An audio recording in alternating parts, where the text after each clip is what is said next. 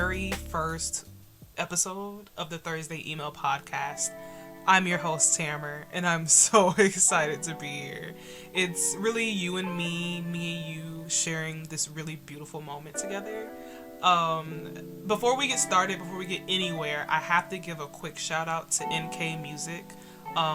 If you're listening to, for the intro track. If you're listening to this on YouTube, you can look that in the description box. There should be more information about their stuff. If you're listening to this on Spotify, I'll find somewhere to play. You might have to go over to YouTube to find the information. I'm not sure. But I have been looking for an intro track for so long and finally found one. And it's perfect. I love it. You should be hearing it in the background. I have to do some editing and stuff. But yeah, welcome to the Thursday Email Podcast. As you can see by the potentially shitty artwork that I made, this is a music podcast. Typically, today we're gonna do a little bit of something different, but this is a music podcast. I run a blog called ThursdayEmail.com, which you should visit right now. You can listen to this and scroll through the blog at the same time. Technology is fantastic. Don't we love that for us? But you should go visit at some point. But I've been running Thursday Email for the past year, basically since the beginning of the pandemic. And then I decided that I already talk myself through my blog posts before I write them, so that I know what I want to write. And sometimes the transfer of the ideas from me talking through them out loud to myself, it gets a little bit lost when I write on a post or a write-up for a song or an album. And so I figured that it made sense for me to just have a version of Thursday Email that existed in audio form. So this is it. Today I figured that it made sense, before I jumped into any of the music stuff, to just kind of talk about myself and my appreciation for music and why I do Thursday Email, why I'm doing this podcast, so you can get to know me and figure out if you want to listen to the other episodes or not, which you should. The second episode should be out. But I figured that it made sense for me to talk about me, so that when you're listening to the other episodes ever, you'll know where I'm coming from. So yeah, I guess we'll just jump right in. I actually have little notes written down next to me on my little notes app on my laptop, so I know where to start. But I guess we'll take it all the way back to 2005. Now, this year is important because a couple of really amazing albums came out during that time. One questionable album, but at least 3 other really amazing projects. One of those projects was Kanye West's Late Registration. The Emancipation of Mimi by Mariah Carey was also one of those albums. I should also be checking this because I think these all came out in 2005. I at least got them all in 2005. But Late Registration, The Emancipation of Mimi, Confessions by Usher, and also Wanted by Bow Wow. That was the one that was questionable. But Like You with Sierra's on that project, and it's fire. So I don't, we can give Bow Wow that. We can give Bow Wow that project off the strength of Like You. And I think there's another one of his popular songs on that project too, but I can't remember it off the top of my head. But these albums are significant because in 2005, on my birthday, I got my first portable CD player. Now, I'm having a little bit of an existential crisis right now because I'm realizing that there's probably people listening to this that have never seen or listened to a portable CD player in their lives, and that's just gonna be unfortunate for you. I don't know how to replicate that experience. That experience of carrying around a random circular disc that you have to put CDs into. I don't know how to explain that to you without you already having that very visceral experience. But for my 9th birthday, my mom got me a portable CD player. It was I think a Philips CD player. It was blue. It had a holographic design on the top, so when you shifted it around, it moved designs. It was actually really cool and probably kind of high tech at that point. But she worked at a Circuit City, and so she got it from there. And she also asked some of her co-workers what albums she should get me, because an important part of this story is that I was raised in a Christian household. We are no longer Christian. But we were, I was never really subscribed to it like that, but you subscribe to Thursday Emo podcast. I never really subscribed to it like that, but I kind of got roped into it by my mom. But that's important because all she listened to when she was around me was gospel music. So basically it was like Kirk Franklin, who else? Mary, Fred Hammond, not Frank Hammond, oh my god, Fred Hammond, a bunch of other people, but that was what the bulk of my music experience was by that point. I wish I had like another like more interesting story where I could tell you that my parents were in a jazz band and they met in like they met before then and fell in love at a jazz concert and stuff like that. No, I listened to gospel music for a pretty significant amount of my life until I got on my 9th birthday when my mom got me those CDs, and she asked some of her co-workers like what albums she should get that were like popular at the time, and those were the ones that they brought up. Little did she know that would actually be a very like formative experience for me and a very important like pivotal moment in my life. Really more off the strength of Late Registration than any of those other projects. Those other ones are really good. Again, the Bow Wow one is questionable, but Late Registration is one of the most important projects in my life. Now, we can talk about Kanye and like his current like output of music at a later date, but right now I have to give Kanye his props for really like exposing me to music in a really significant way when I was 9. But I would take that CD and my CD player everywhere. We lived in an apartment complex at the time that had like a playground in the middle, and I would go on little bike rides and take Late Registration with me and just listen to it at the gazebo at the park. It was such a wholesome time in my life. Now music is like the background to my daily existential crisis. So, you know, life comes at you fast. But that was the majority of my musical experience at that time. And then in elementary school, I was listening to more of like the typical mainstream stuff. Yeah, nothing really super special about that. But one thing that I do feel like I have to note is that I really loved a lot of the music on Disney Channel when they used to have like the little music videos in the middle of the shows, like during the commercial breaks they played like a minute or two of like a Jonas Brothers song, and I add that as an important place of where like my musical where my relationship with music expanded farther than just like hip-hop and R&B. A lot of that came from Disney Channel. Yeah, I don't know if real rock heads or like real pop heads would call that like real rock or pop. Probably real pop, but I don't know about real rock. But I loved all of those songs. I'm not gonna sit here and act like I didn't listen to Burnin' Up a lot. And so that was where the extent of my music experience came from in elementary school. And then when I started getting into middle and high school, I started listening to more music on my own. I wasn't as restricted in what I could listen to anymore because I was listening to music on my own. And the internet was becoming more of an important piece of my life at that point too, so I could find my own music. And I also joined band in middle school, and that was also another really pivotal moment. I originally wanted to be like a percussionist and like play the drums and stuff like that. I still really want to learn how to play the drums. I'm just nervous that I wouldn't be good at it, so I just avoid it off the strength of me not wanting to be like embarrassed by the drum talent that I feel like I have, but I don't know that I have. But I unfortunately didn't get to play the drums in band. I ended up playing clarinet, which I love playing the clarinet, and I love anybody that has played clarinet. We have a connection on a level that I'll never have a connection with anybody else on. But I joined band in 6th grade and was given the clarinet as my instrument after we had our little tryout day. And so I played clarinet in band all the way through middle school and all the way through high school, and when I got into high school I was in marching band.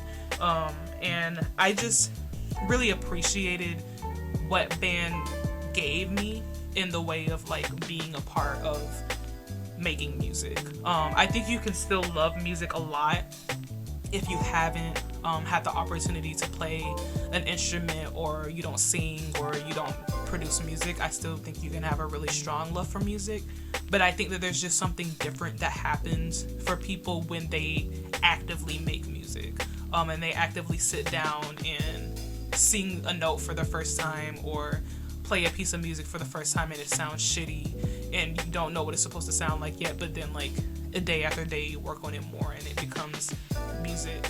Or you're a producer and you sit down and lay down that first drum track for the first time, like that you're making music. Like, to me, that's the equivalent of like people making fire.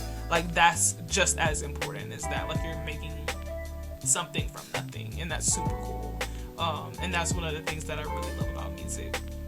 And so being a part of a group of people doing that was absolutely amazing.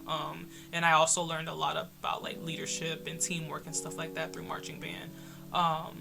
And just like being at those games on Friday nights, and just the energy and the adrenaline rush that you get from like watching a pretty good football team like score a touchdown, and then we're like scrambling to play like the fight song. All of that I absolutely love, and I miss being in marching band so much. I'll have to like find some old marching band videos to watch so that I can relive those moments. But yeah, marching band and band in general was a really big piece of what also helped give me such a strong love for music. I also like wasn't going out to parties and stuff like that in high school. Who was letting me go out? Also, I don't like going out. I'm very much a homebody and like staying in my room at all times. And so I was listening to a lot of music too while I was in high school. A lot of the people that I listen to now, like The Weeknd, Childish Gambino, Tyler the Creator, Saba, No Name, Chance the Rapper. We don't have to talk about The Big Day. I pretend like The Big Day doesn't exist. I'm like looking over at my records now to see who else I missed. I think those are the main people. A lot of the people that I still listen to now, I started listening to in high school.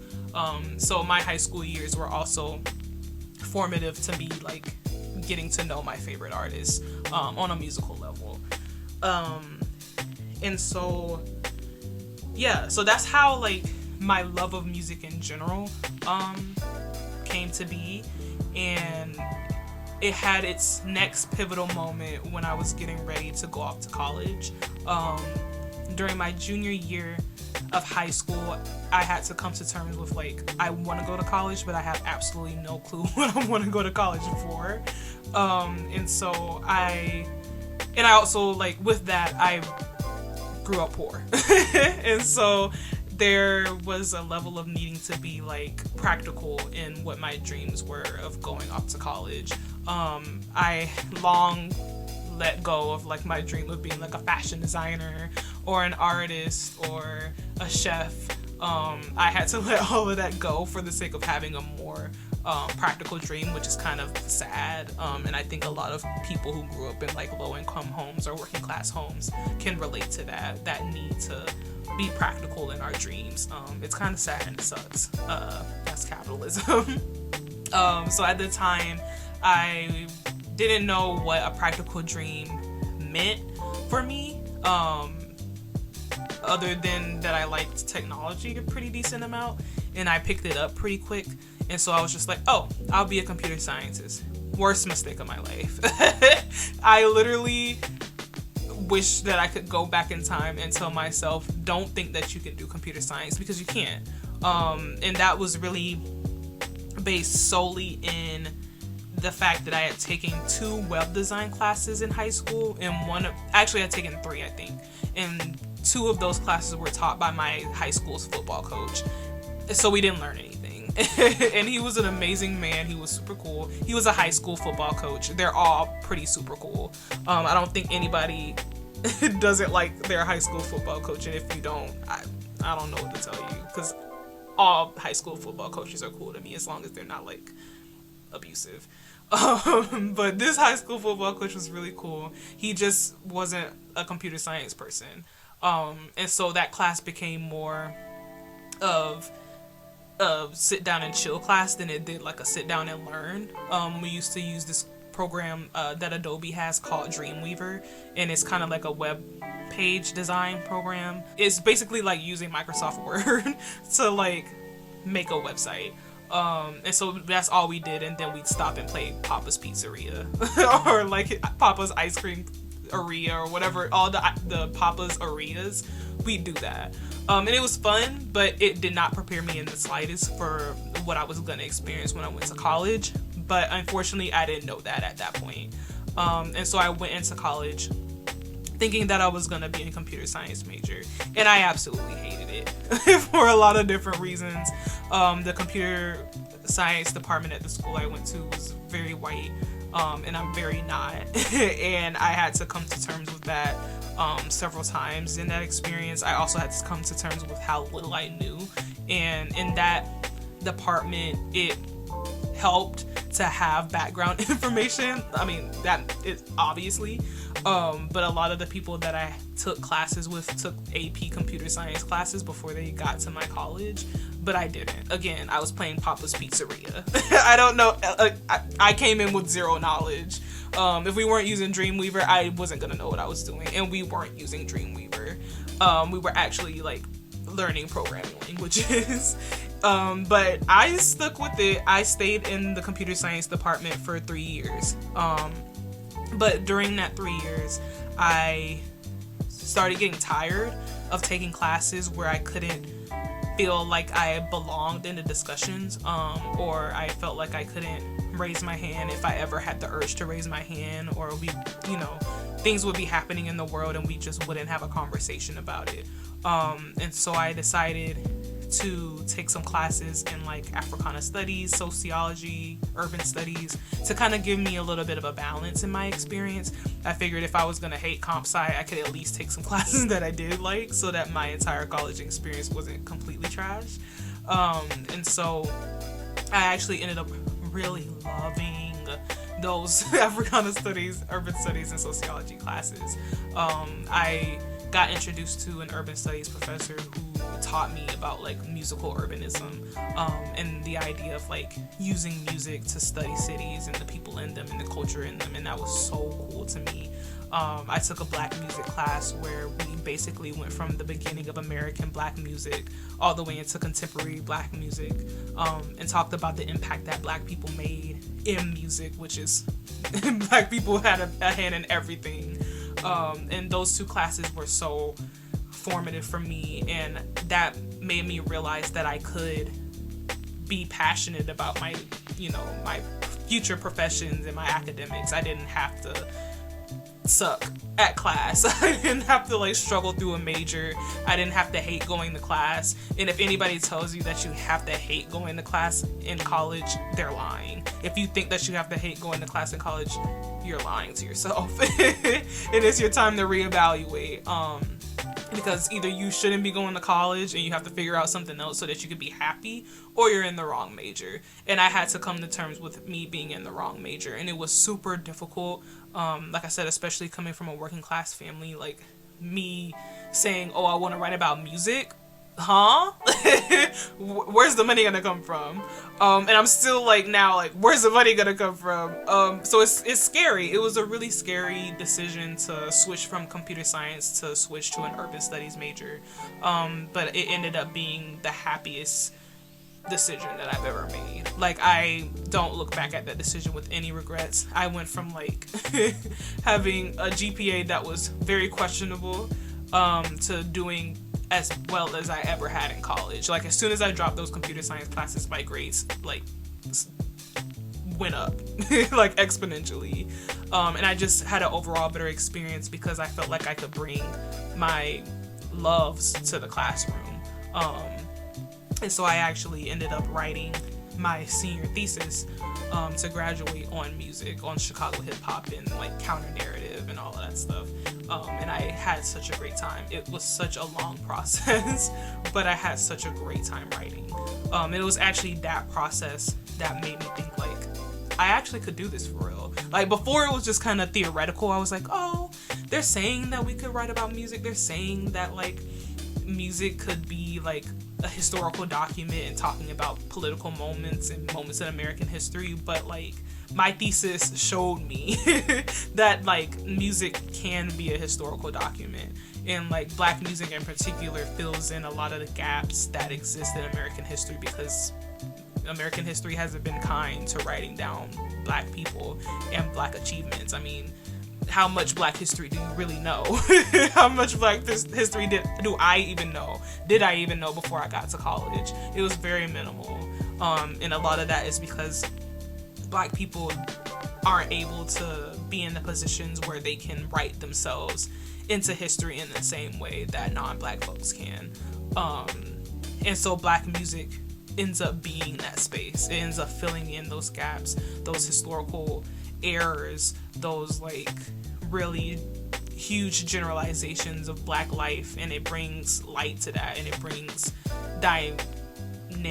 it brings a level of like dynamicness to Black life everywhere, but in America in particular. And I obviously, as you can tell, fell completely in love with that. And so I just was like, I could do this. I don't know how I'm gonna do this. I might have to go get a little PhD or something, but I'm gonna do this. And so that's where I left off in college. And so after, important, while I was in college, me and one of my really, really good friends, we started a blog. It was called Station 8 at the time, and I came up with that name because me and my mom had driven past a fire station that was like number 8, and I was like, oh, that's the name. And it was like we didn't really know what we were doing. We didn't really have a good idea of what that blog was gonna be, other than like we wanted to talk about like music, fashion, art. It was just like gonna be just a general like culture space. But I have since learned that that's a really strong undertaking for 2 people, let alone like 1 person. And so we would like take pictures of our friends, and I would share my friends like poetry on there, and I think I wrote maybe a music review or 2 during the time that it was called Station 8, but then we just kind of fell off. I think we both just got really busy, and it's a lot of work. We were still in college, and we had homework to do, and who was trying to like fell out of college? Not us. And so we had to let it go. But after I graduated from college and I stayed at my college to work for the next year, before the panty started, I had like a really strong urge to start that blog back, do something a little bit different of it, make it a little bit more music centered, but I wanted to start it back. Unfortunately, when you become like a real life adult, you get tired quickly, very quickly. I don't know where I thought I was gonna get all of that energy from. But I would literally get off work and be like, I gotta go to bed. I have to eat the spaghetti I made yesterday, and then I have to go to sleep. Like, it's literally adult life is you wake up, get ready for work, you go to work, wind down from work, go to sleep, wake up, get ready for work, and then it's the weekend, and then you gotta go catch up on like all the house stuff that you like neglected to do because you were so tired during the week. And so I did absolutely 0 writing during that time. And I felt so bad about it because the work that I was doing was super interesting and I actually really loved it a lot, but it wasn't hitting that really like important part of my heart that I wanted it to hit, that only music can hit. And so I was feeling a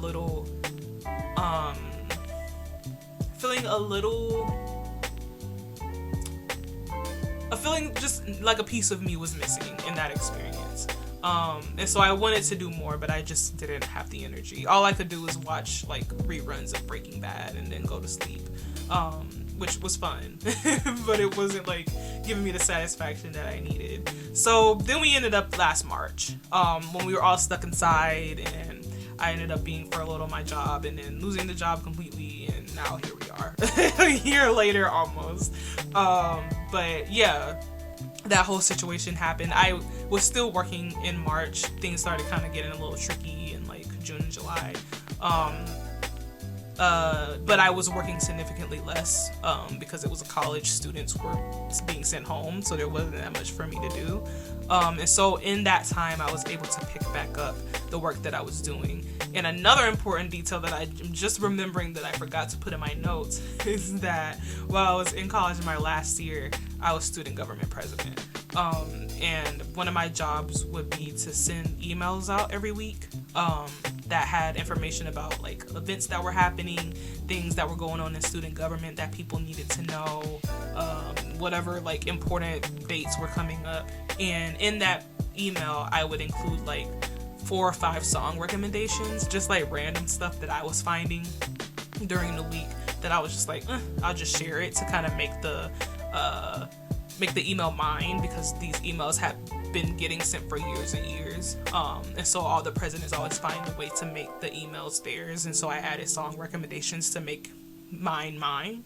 And people really like that. People would like randomly come up to me and be like, oh my god, I listened to the songs you put in your email, and I'm like, oh my god, you didn't have to do that. And we're just like, oh my god. And I actually really liked when people told me that, because I'm just like, I don't know if people are gonna actually care about these recommendations. I'm just gonna include them because I think the songs are cool. And so it was nice to be like affirmed that like I do have a good music taste.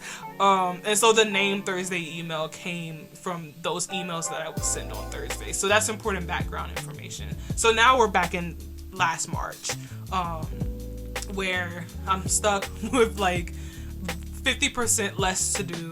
And so I was just like, you know what, I'm gonna pick it back up for real this time. And so I lived in an apartment complex. I rented a room from a professor across the street in an apartment complex from the college that I worked at.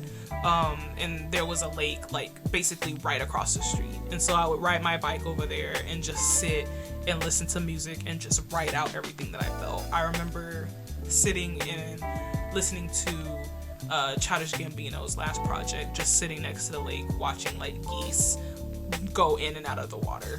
Like, that's a very like vivid memory that I have, and I love that. And so that ended up being the beginning of me writing on Thursday Email more frequently. And so I found myself writing on there every single day, like it was my job. It basically is like a job that no one's paying me for, but I absolutely love it. And it's a job that I have continued since I ended up back home in April.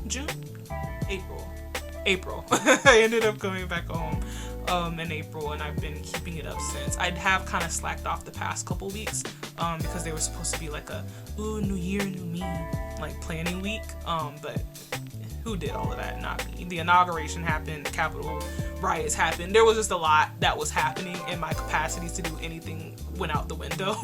But before then, I was there every week, like listening to a new project. It was actually kind of hilarious looking back at my Spotify Wrapped, because it was like Spotify didn't know what to do with me last year. It was like, it told me I listened to something like 55 new albums and like 80 new artists, and I was just like, wow. I did. It was just so weird to like see that information in numbers, but that was literally all because of this blog. And so towards the end of the year last year, oh my gosh, I really need to take better notes. Another thing that I wanted to mention, and why I think that this is such important work, not that I think that I'm like, I'm like fresh off of an existential crisis before I got on this little microphone, but I'll bring that up at the end. Yeah, so I've just been really enjoying like writing on my blog every day. And so I decided that, you know what, like I said at the beginning, I'll just move over here. I'll keep doing the writing there too. Actually, there's gonna be a transcribed version of every episode on my blog. So there's that. I'm gonna try to find like automatic transcription services so I don't have to go through and listen to 55 minutes of me chatting every week, because does anybody like the way that they sound? I sure don't. And so I'm not really interested in that for myself. But the transcriptions will be there for every episode, so you can go to thursdayemail.com and look at those. That's another shameless plug. But yeah, so I decided that this would be like a next step that I'd like, because I really enjoy doing that stuff. And so this podcast will include some of the same work that I do over there. Right now I have like a series where I listen to albums for the first time and I give my thoughts on those. Towards the middle-ish of I guess this was like maybe at the beginning of when I really started ramping up my writing on Thursday Email. I started like doing research on like up and coming artists, smaller artists that were doing similar work as me, of like having something that they were really passionate in and trying to turn it into something more fruitful. I started listening to people, you know, who were making albums that were just as good as stuff on like the Billboard charts, but like we're only getting 100 like listens, which has been absolutely wild to me to like listen to people, because I'm just like, you're making like Billboard level music and people don't know about your music.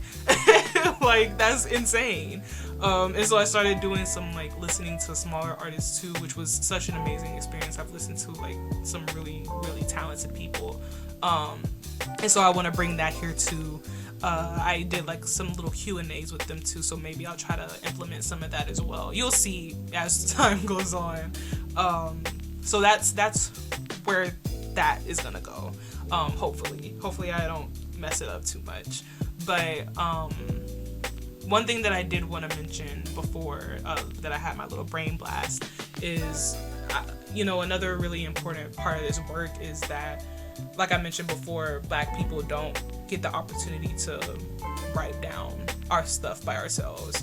I remember taking a class on Black autobiography, and we were talking about slave narratives and how a really important part of slave narratives was a beginning letter where white abolitionists would talk about how that work was important, basically co-signing the book that we were going to read. I think like I don't know if Frederick Douglass has multiple books, but he has one. The most popular one. I used to have a copy of it, but I don't have it anymore, for a multitude of different reasons. One of those reasons is that I spilled water on it. But at the beginning of his, there's like a letter from someone, a white abolitionist, like I said, basically co-signing that the story is true, and that the story should be getting listened to. And something in a very watered down way, something similar also happens now, where a lot of times it takes, you know, these like more popular mainstream music sites are ran by white people, and they end up being like the places where hip-hop audiences and rap audiences go to find out if they should listen to someone or not, and that's kind of sucky to me. Like, I think that, like, I mean, music is universal, everybody can listen to what they want, but at the same time there's something to be said about the work that Black people doing being something that Black people aren't able to profit off of completely, or even just like take command of completely. It doesn't even have to be like a money thing, it's just like a commanding thing. I was reading this really amazing article. Let me see if I can find it real quick. Hopefully you can't hear me like typing super loud on my computer. But there's an article on Vice called "The Co-opting of Rap Criticism is More Than Just Music," by Kristen Corey, I think. I haven't clicked on the article, so I'm not sure. But the article basically starts off talking about the LA riots, and then starts talking about music and how white hip-hop writers have like become, you know, the standard as far as writing about hip-hop goes. That wasn't, I didn't say that very well at all, but basically talking about how white writers are, you know, the ones that are writing about hip-hop music, and you can see that in a lot of different places. Like I said, most of the popular like music writing sites are ran by white people. It is also like white writers, and like, you know, to a certain extent there's not an issue with that, but at the same time there's a boxing out of Black people and Black writers when that happens, and there's a level of like, there's an importance to me and just in general of lived experiences, and lived experiences help you relate to art in a way that you wouldn't be able to if you didn't have those lived experiences. And when it comes to Black music, like the music that Kendrick Lamar makes, the music that Denzel Curry makes, the music that Jid makes, the music that J. Cole makes, the music that Tupac made, there's people who make music about Black experiences where there's a level of those experiences that you won't understand unless you're Black. Like, you just won't. Like, everybody understands the concepts of, like, love, sadness. Everyone can be sympathetic to racism and discrimination, but you won't know how those things feel specifically unless you have lived in them. And it's important for people who have lived in them to be able to document those experiences, because then they can talk about how that makes them feel and why it's important to tell those stories. Like I said, when I was writing my thesis on, like, Chicago hip hop and counter narrative, the whole premise of that writing for me was talking about how Chicago is, like, the perfect example of, like, a city that's constantly shitted on. constantly. And anytime, like, someone brings up anything about, like, crime rates, like rates of violence, gun violence, all of that stuff, it's just like Chicago is front and center in those conversations. And while those things do exist, there's also people with communities who are happy there. And, like, they very rarely get to talk for themselves unless you go to Chicago and talk to somebody from Chicago. And so my thesis worked to use the music of people like Saba or No Name or Lupe Fiasco, who talk about Black issues in their music in a more expansive and nuanced way. And so we're not just talking about gun violence and drug violence, but we're talking about how Saba starts off a song with Sweet West Side Chicago, or how in Angels Chance talks about juking and footwork, and talks about the radio stations in Chicago, and talks about, like, young angels on the South Side, and, like, the whole of Coloring Book as an album. Like, there are so many opportunities where Black people have talked about how expansive their lives are in their music, to have their homes continue to be, like, watered down by some white rap critic. And so another reason why this work is so important to me is because Black voices deserve to be heard, especially when they're talking about the music of their people. We know our music the best. And so that's also why I'm here. I think it's important to lend my voice to that work, and for anybody who cares about that kind of stuff to lend their voices to that work. Yeah, I had to take a little breather after I just got off my soapbox. But that's something I'm, like, super passionate in, and as I continue on with this podcast, that, you know, I won't be a stranger to talking about that again. So you'll probably hear me on that soapbox a bunch of times. Let me just take a little check up my notes. I think I have talked about everything that I wanted to talk about. Yeah.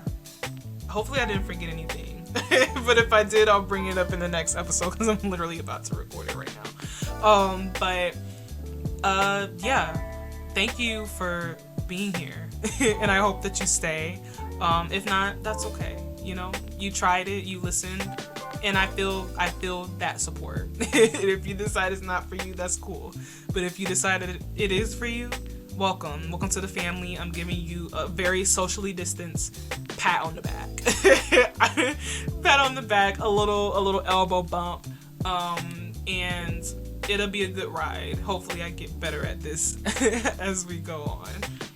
But episode 2 should be out now. Episode 3 should be out next week or later on this week.